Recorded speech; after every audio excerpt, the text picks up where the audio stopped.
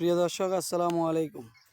সহিহ তিরমিজির ষষ্ঠ খণ্ড হাদিস নাম্বার ৩১17 বাংলা অনুবাদ।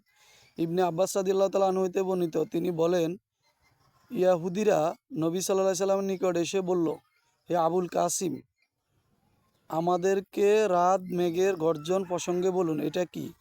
তিনি বলেন, মেঘমালাকে হাঁকিয়ে নেওয়ার জন্য ফেরেশতাদের একজন নিয়োজিত আছে, তার সাথে রয়েছে আগুনের চাবুক। এর সাহায্যে সেই মেঘমালাকে সেই দিকে পরিচালনা করেন যেদিকে আল্লাহ তাআলা চান।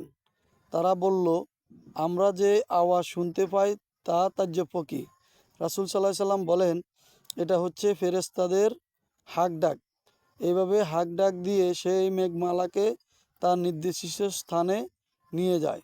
তারা বলল, আপনি সত্য বলেছেন। তারা আবার বলল, আপনি আমাদের বলুন, ইসরাইল ইয়াকুব আলাইসাল্লামের কোন জিনিস নিজের জন্য হারাম করেছিলেন?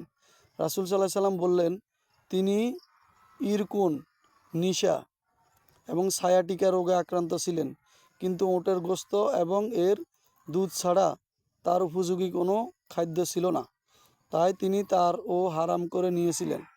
তারা বলল, আপনি সত্য বলেছেন। হাদিসটি সহিহ কিতাবে 1872 এবং আবু ঈসা হাদিসটিকে হাসান সহিহ বলেছেন।